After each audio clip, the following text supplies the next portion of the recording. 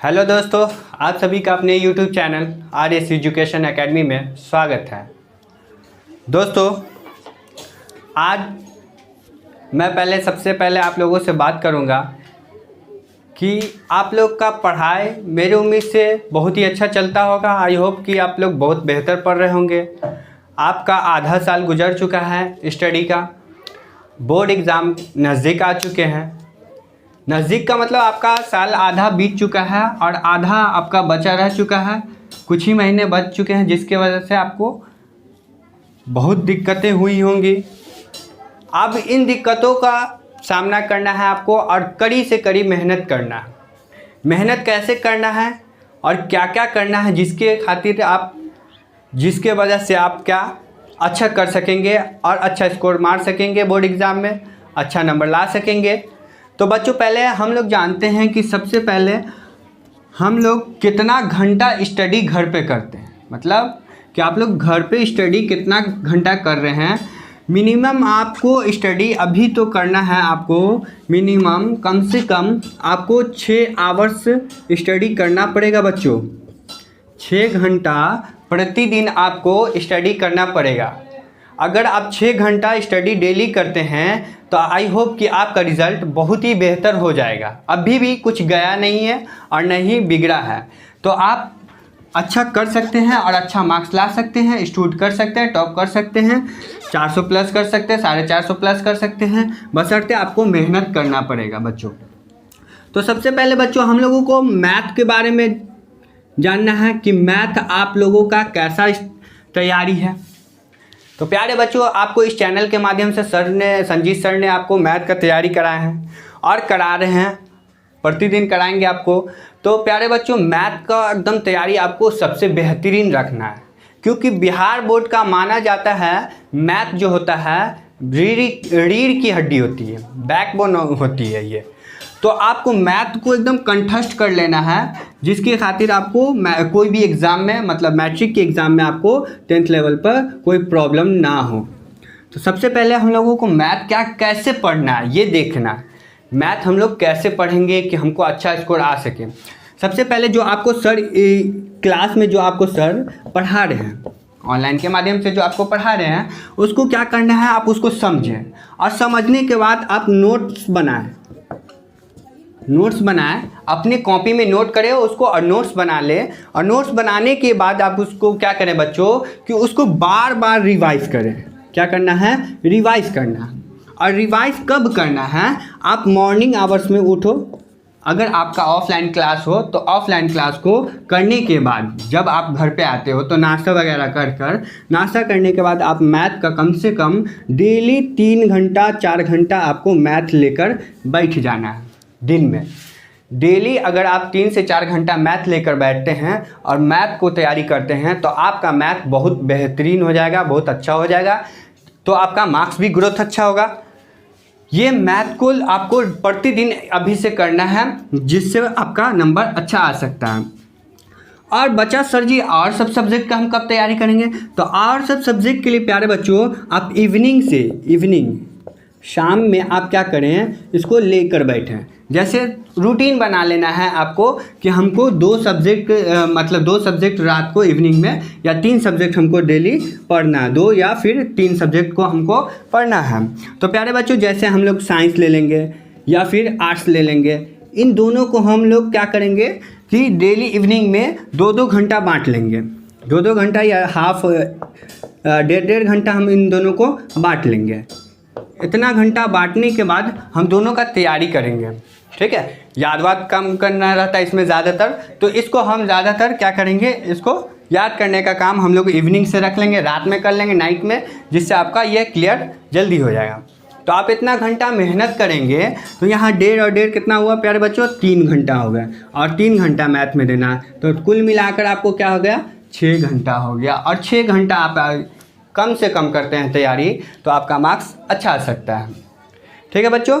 तो इसी के साथ हम उम्मीद करते हैं कि आप जहां भी होंगे अच्छे से पढ़ रहे होंगे, काफ़ी ज़ोर शोर तैयारी कर रहे होंगे बच्चों।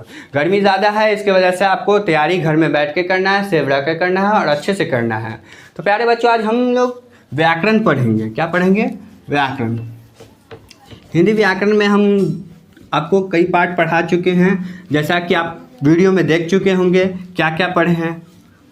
तो आज हम लोग फिर एक नए पार्ट को लेकर आपके सामने आए हैं हिंदी व्याकरण के अंदर, जिसका नाम है सर्वनाम, जिसका नाम है सर्वनाम। प्यारे बच्चों, सर्वनाम आपको प्रोनाउन के बारे में हम लोग पढ़ा रहे हैं।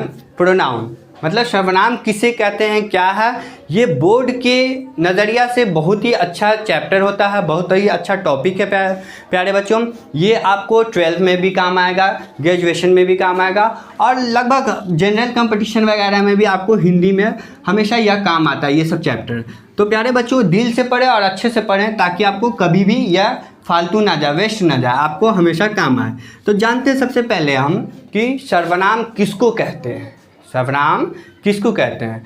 तो हम लोग इसका डिफिनेशन जानेंगे कि सर्वनाम उस विकारी शब्द को कहते हैं, सर्वनाम उस विकारी शब्द को कहते हैं जो संज्ञा के स्थान पर, जो संज्ञा के स्थान पर, इसके स्थान पर उसके प्रतिनिधि के रूप में प्रयुक्त किए जाने वाले शब्द को हम क्या कहते हैं, सर्वनाम कहते हैं। संज्ञा के स्थान पर उसके प्रतिनिधि के रूप में प्रयुक्त किए जाने वाले शब्द को, प्रतिनिधि के रूप में प्रयुक्त किए जाने वाले शब्द को हम सर्वनाम कहते हैं।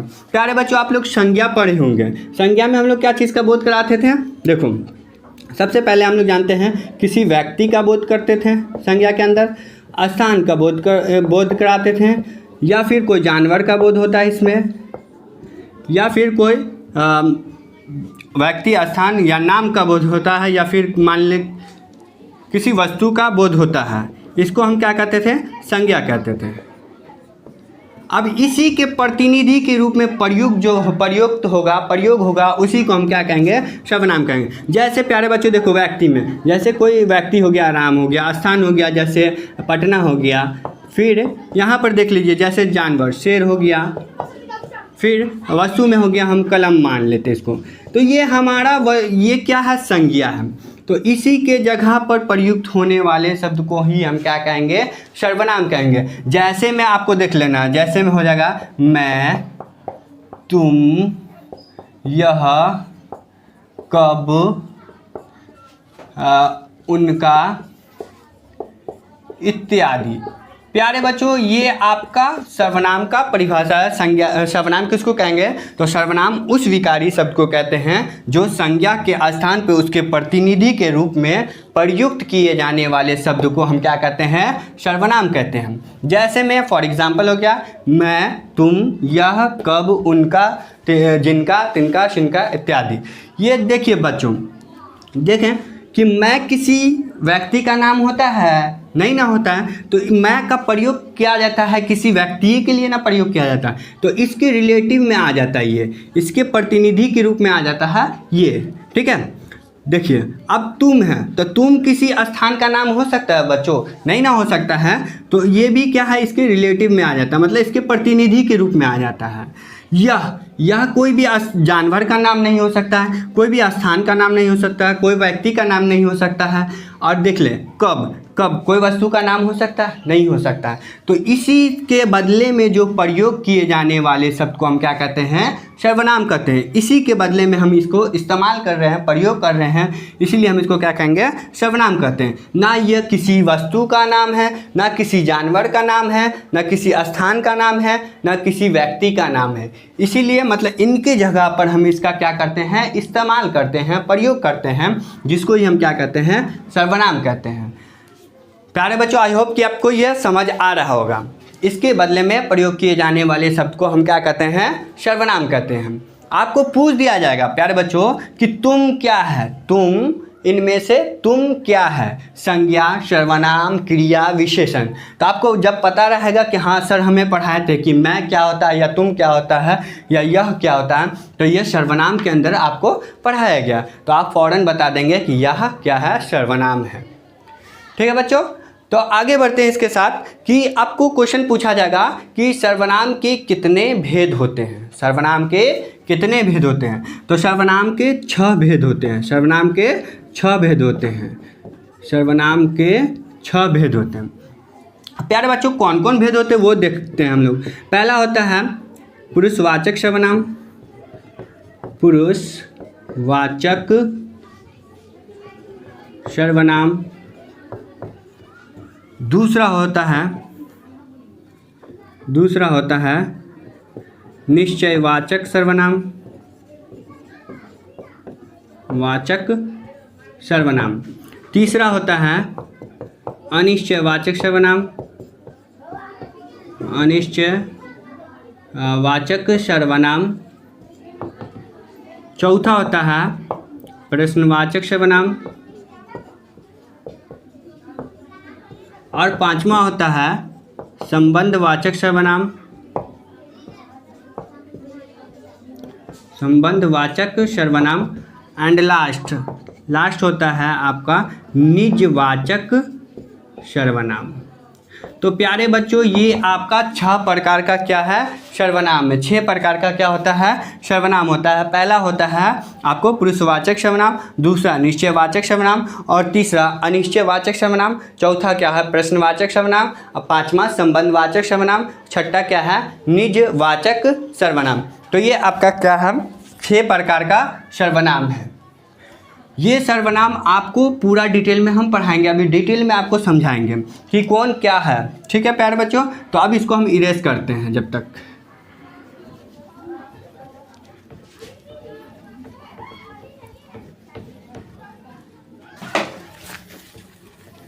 प्यारे बच्चों सबसे पहले हम लोग समझते हैं पुरुषवाचक सर्वनाम किसको कहते हैं। बहुत ही इंपॉर्टेंट है, बहुत दफ़ा पूछा जा चुका है, इसका एग्जाम्पल आपको बहुत दफ़ा पूछा जा चुका है। जैसे में तो हम लोग जानते हैं पहले पुरुषवाचक सर्वनाम किसको कहते हैं। तो पुरुषवाचक सर्वनाम वैसा सर्वनाम जिससे बोलने वाला, सुनने वाला तथा जिसके विषय में बात की जाए, बोलने वाले तथा सुनने वाले तथा जिसके विषय में बात की जाए उसे हम क्या कहते हैं पुरुषवाचक सर्वनाम। वैसा सर्वनाम जिससे क्या होता है बोलने वाला सुनने वाला तथा जिसके विषय में बात की जाए उसे हम क्या कहेंगे पुरुषवाचक सर्वनाम कहेंगे। देखिए अब बोलने वाला कौन होगा, तो जैसे मैं बोलूँगा तो आप क्या करेंगे सुनेंगे।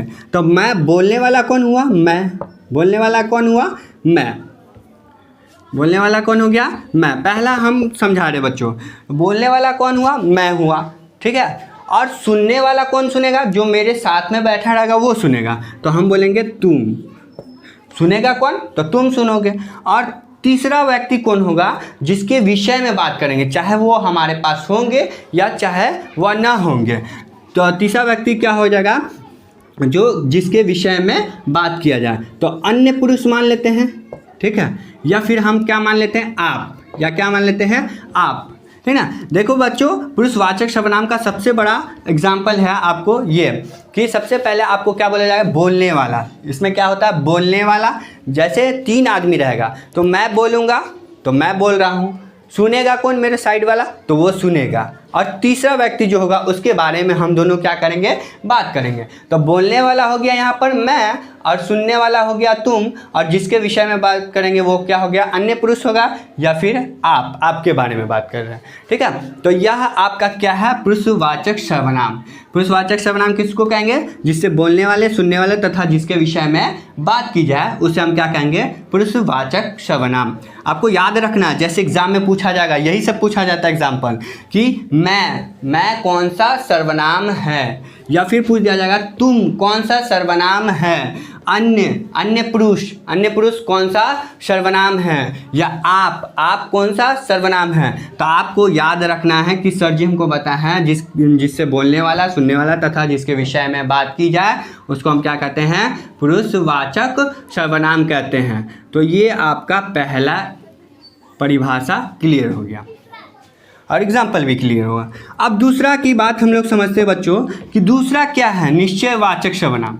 क्या है निश्चयवाचक सर्वनाम, वैसा सर्वनाम जिससे किसी निश्चित वस्तु का ज्ञान होता है। वैसा सर्वनाम जिससे किसी निश्चित वस्तु का ज्ञान होता है उसे हम क्या कहते हैं निश्चयवाचक सर्वनाम कहते हैं। उसे हम निश्चयवाचक सर्वनाम कहते हैं। अब देखो प्यारे बच्चों, निश्चयवाचक में जैसे निश्चय का मतलब होता है निश्चित होना। जैसे अभी हम लोग देख रहे हैं दिन होता ही है, ये निश्चित है कि दिन होगा, रात होगा, ठीक ना। जैसे चांद उगेगा, सूरज निकलेगा, ये सारे निश्चित है कि ये चीज़ होना ही होना है। तो उसी का ज्ञान होता है, निश्चित वस्तु का ज्ञान होता है, उसी को हम क्या कहते हैं, निश्चयवाचक सर्वनाम। जैसे यह क्या है, तो बच्चों यह मार्कर है, आपको पता होना चाहिए यह क्या है, तो यह एक मार्कर, यह निश्चित है कि यह मार्कर ही है, यह और कोई चीज़ नहीं है, ठीक ना। तो हम यूज़ कर सकते हैं यह, ठीक ना, या फिर यूज़ कर सकते हैं वह क्या है, घर है, वह क्या है, ईंटा है, वह क्या है, पत्थर है, ठीक ना। तो यह वह को हम इस्तेमाल कर सकते हैं इसके सबसे बड़ा एग्जाम्पल में, जैसे में उपयोग कर सकते हैं। निश्चयवाचक सर्वनाम पूछा जाए तो वैसा सर्वनाम जिससे किसी निश्चित वस्तु का ज्ञान हो उसे हम निश्चयवाचक सर्वनाम कहते हैं। जैसे में यह और वह, ठीक ना, ये वर्ड को आप लगा के किसी भी चीज़ में इस्तेमाल कर सकते हैं। तीसरा है हम लोगों का प्यारे बच्चों, तीसरा है अनिश्चयवाचक सर्वनाम। तीसरा क्या है, अनिश्चयवाचक सर्वनाम। वैसा सर्वनाम, अनिश्चयवाचक सर्वनाम का बताना, वैसा सर्वनाम जिससे किसी निश्चित वस्तु का ज्ञान नहीं होता, जिससे किसी निश्चित वस्तु का ज्ञान नहीं होता। जैसे अभी हम लोग बोले कि निश्चित वस्तु का ज्ञान होगा, मतलब दिन का होना अनिवार्य है, रात का होना होगा ही, चांद निकलेगा, तारा निकलेगा, सूरज निकलेगा, तो ये सब निश्चित में आ गया। और इसमें क्या है, निश्चित वस्तु का ज्ञान नहीं होता। वैसा सर्वनाम जिससे किसी निश्चित वस्तु का ज्ञान नहीं होता है उसे हम क्या कहेंगे, अनिश्चयवाचक सर्वनाम कहेंगे। तो देखो प्यारे बच्चों, जैसे कुछ, जैसे हो जाएगा कुछ, कभी, कहीं, किसी, ठीक ना प्यारे बच्चों।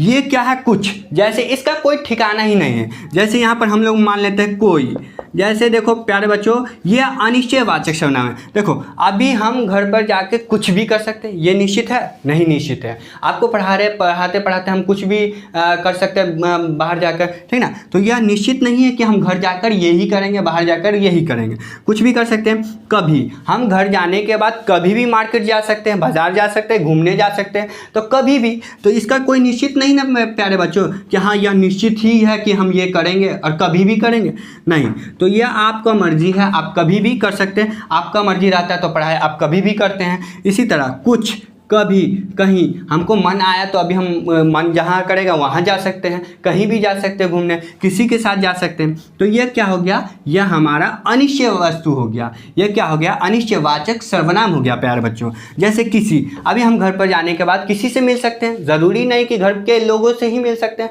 या घर के बाहर भी लोग होंगे उनसे भी मिल सकते हैं, मेरी मर्जी, ठीक है। तो ये क्या है, निश्चित वस्तु का ज्ञान नहीं करा रही है बल्कि अनिश्चित वस्तु का ज्ञान करा रही है, इसलिए हम इसको क्या बोलेंगे, अनिश्चयवाचक सर्वनाम बोलेंगे। जैसे कहीं, किसी और कोई। अभी हम, जैसे मेरा घर होता है तो मेरे घर पे कोई भी मेहमान आ सकता है, कोई भी गेस्ट आ सकते हैं, कोई भी अतिथि आ सकते हैं प्यारे बच्चों। तो आपका घर कोई पर्सनली नहीं है, मतलब कोई प्रधानमंत्री का घर नहीं, या कुछ भी कोई चीफ मिनिस्टर का घर नहीं है जो आपके घर कोई ना आ सकता है, ठीक ना। तो आपके घर कोई भी आ सकता है गेस्ट के रूप में, एज ए गेस्ट, ठीक ना।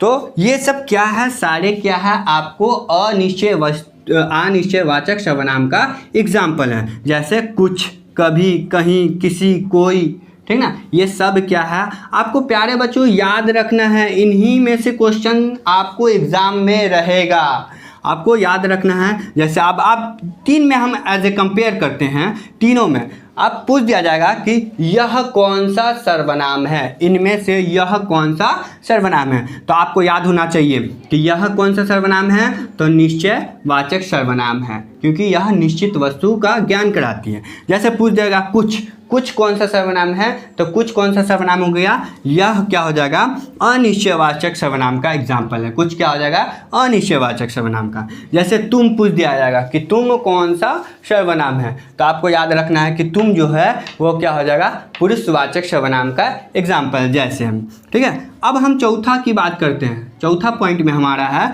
प्रश्नवाचक सर्वनाम। चौथा हमारा क्या है, प्रश्नवाचक सर्वनाम। दोस्तों ये और प्रश्नवाचक सर्वनाम, अनिश्चयवाचक और प्रश्नवाचक रिलेटिव लगेगा कि एक जैसा है, मगर आपको ध्यान से करना है ये क्वेश्चन को सॉल्व, ठीक है। प्रश्नवाचक सर्वनाम वैसा सर्वनाम जिससे किसी प्रश्न में प्रश्न का बोध होता है, जिससे किसी प्रश्न में प्रश्न का बोध होता है, ठीक ना। ये हो गया आपका प्रश्न, ठीक है। इसी में प्रश्न का बोध होगा, ठीक ना। जैसे मैं घर कब जाऊंगा, ये आपका क्या हो गया, जैसे देखें आप, मैं घर कब जाऊंगा, जाऊंगा, ठीक है प्यारे बच्चों। ये आपका क्या हो गया, प्रश्न है। अब इसमें प्रश्न आपको दिख रहा होगा कि मैं घर कब जाऊंगा, यह आपको क्या है, एक प्रश्न है। यह क्या है, प्रश्न है कि मैं घर कब जाऊंगा। तो यहाँ पर आपको प्रश्न क्या दिख रहा, प्रश्न में प्रश्न का बोध होता है, उसे हम कहते हैं प्रश्नवाचक सर्वनाम। तो यहाँ पर आपको दिख रहा होगा प्रश्न कब, दिख रहा है ना प्यारे बच्चों। तो यहाँ पर हमारा कब क्या हो जाएगा, प्रश्नवाचक सर्वनाम, ठीक है। और इसका एग्जाम्पल ले लेते हैं, जैसे वह घर कैसे जाएगा, ठीक ना। तो यहाँ पर प्रश्न आपको दिखा कि वह घर कैसे जाएगा, तो आपको प्रश्न क्या दिख रहा है, प्रश्न में प्रश्न कैसे, वह घर जो जाएगा वो घर कैसे जाएगा। तो यहाँ पर आपको प्रश्न क्या दिखा, कब, कैसे, ठीक ना। और जैसे हम लोग कहाँ जाएंगे, हम लोग कहाँ जाएंगे प्यारे बच्चों, आगे ऊपर लिखते हैं यहाँ, ठीक है, या इसको इरेज कर देते हैं हम।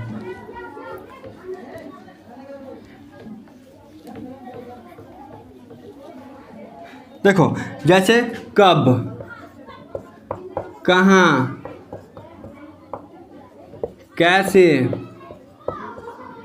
क्यों, ये सारे आपको क्या है, प्रश्नवाचक सर्वनाम हैं। जैसे हम लोग घर कब जाएंगे, हम लोग कहाँ जाएंगे, तुम लोग कहाँ जाओगे, वह कैसे आएगा, वह कैसे जाएगा, क्यों, हम तुम्हारी बात क्यों माने, मैं तुम्हारी बात क्यों मानूं, ठीक ना। ये सारे क्या है, प्रश्न है। और प्रश्न के अंदर क्या हो रहा, प्रश्न का बोध हो रहा है। इसी को तो हम क्या कहते हैं प्यारे बच्चों, प्रश्नवाचक सर्वनाम कहते हैं।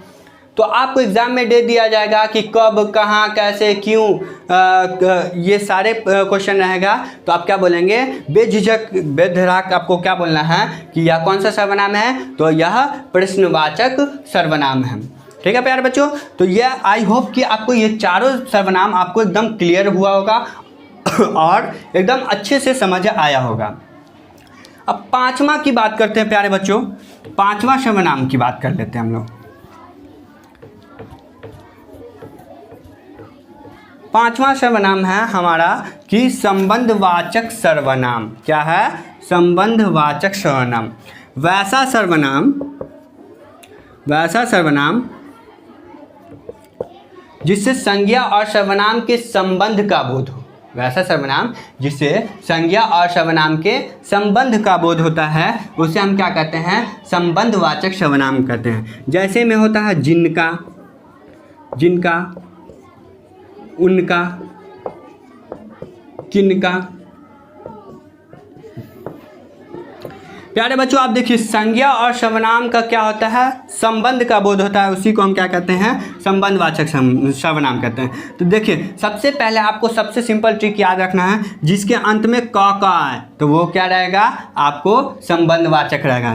जैसे देखिए जिनका, का आवाज आ रहा है, उनका, का आवाज आ रहा है, किनका, ठीक है, का आवाज आ रहा है, तिनका, सिनका, ये सारे भी चीज़ रहेंगे, वो क्या रहेंगे, तो संबंधवाचक सर्वनाम। जैसे देखिए मैं उनका, उनके कलम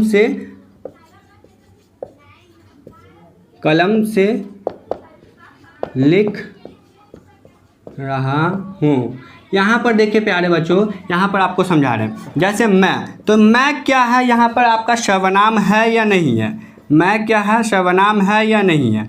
अब उनका यहाँ पर ले लिए हम लोग लगाने के लिए। कलम क्या है, संज्ञा है कि नहीं है, क्यों संज्ञा है, क्योंकि यह क्या है, वस्तु है, यह क्या है, वस्तु है, ठीक है प्यारे बच्चों। मैं क्या हो गया, यहाँ पर सर्वनाम हो गया, सर्वनाम में भी कौन हो गया, पुरुषवाचक सर्वनाम। और यहाँ पर कलम क्या है, तो वस्तु है, और वस्तु है तो क्या हो जाएगा, संज्ञा होगा। तो इन दोनों का बोध क्या करा रहा है, इन दोनों का संबंध क्या करा रहा है कि मैं उनके, मैं हो गया उनके कलम से लिख रहा हूँ। तो ठीक है, इनका भी बोध हुआ, इनके संबंध और इनके संबंध का बोध कराया, ठीक ना। इसी को हम क्या कहेंगे, संबंधवाचक सर्वनाम कहेंगे। तो प्यारे बच्चों आप इसको समझ गए होंगे।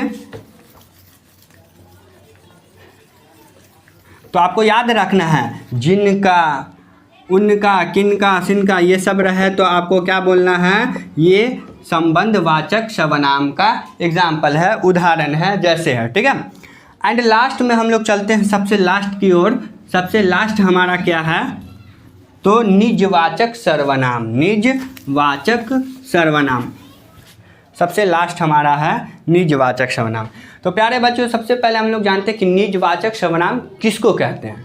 निजवाचक सर्वनाम वैसा सर्वनाम जिससे निज या अपने आप का बोध होता है। निज या अपने आप का बोध होता है, उसे हम क्या कहते हैं, निजवाचक सर्वनाम। उसे हम निजवाचक